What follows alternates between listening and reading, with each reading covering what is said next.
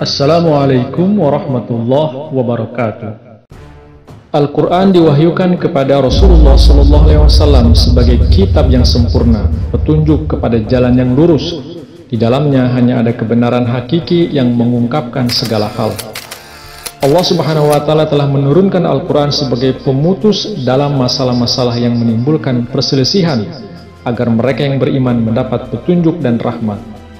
Terkandung di dalamnya bukti nyata yang menjadi petunjuk dan rahmat bagi mereka yang beriman. Keajaiban-keajaiban Al-Quran tidak akan pernah berakhir. Al-Quran bersifat sempurna dalam ajarannya dan lengkap berisi semua kebenaran. Wa anzalna 'alaikal kitaba tibyanan likulli syai'. Telah kami turunkan kepada engkau kitab itu untuk menjelaskan segala sesuatu. Pertanyaannya kemudian, adakah dalam Al-Quran petunjuk tentang janji kedatangan Imam Mahdi dan Nabi Isa di akhir zaman ini? Jawaban dari persoalan ini adalah sebagai berikut.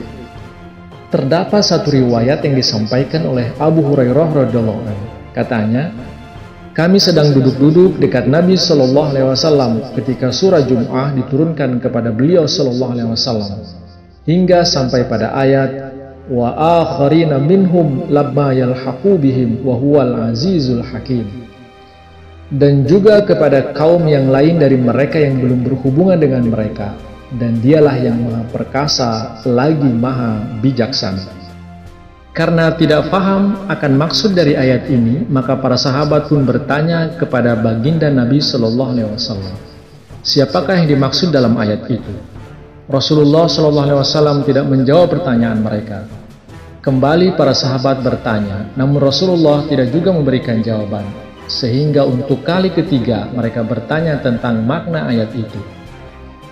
Abu Hurairah menuturkan, katanya, di antara kami terdapat seorang yang bernama Salman dari Farsi. Kemudian Rasulullah SAW meletakkan tangannya ke atas pundak Salman seraya bersabda, "Lau kanal imanu inda Suraya lana lahu rijalun aw rajulun min haulai."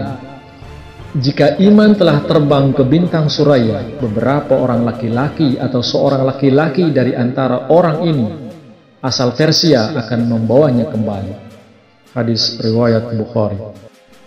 Ajaran Rasulullah SAW ditujukan bukan kepada bangsa Arab semata yang di tengah-tengah bangsa itu beliau dibangkitkan, melainkan kepada seluruh bangsa di dunia. Bukan hanya kepada orang-orang sezaman beliau, melainkan juga kepada keturunan demi keturunan manusia yang akan datang hingga kiamat. Jadi ayat ini dapat juga berarti bahwa Rasulullah SAW akan dibangkitkan di antara kaum yang belum pernah tergabung dalam para pengikut semasa hidup beliau. Isyarat di dalam ayat ini dan di dalam hadis Nabi SAW yang termasyhur tertuju kepada pengutusan Rasulullah SAW untuk kedua kali dalam wujud Imam Mahdi atau Nabi Isa di akhir zaman ini. Tentang keadaan akhir zaman ini, Rasulullah SAW juga bersabda, "Yusiku ayati 'alan nasi zamadun la yabqa minal Islam illa ismuhu wa la yabqa minal Qur'an illa rasmuhu masajiduhum amiratun wa hiya kharabun minal huda ulama'uhum syarru man tahta adimis sama min indihim tahrujul fitnah wa fihim ta'ud." Tidak lama lagi manusia akan mengalami satu zaman yang pada waktu itu Islam hanya tinggal nama dan Al-Quran Karim hanya tinggal huruf-hurufnya saja. Masjid-masjid sangat diramaikan orang-orang akan tapi sunyi daripada petunjuk. Ulama-ulama adalah sejahat-jahat orang yang ada di bawah kolong langit ini. Dari mereka itulah keluar fitnah-fitnah yang akan kembali kepada mereka.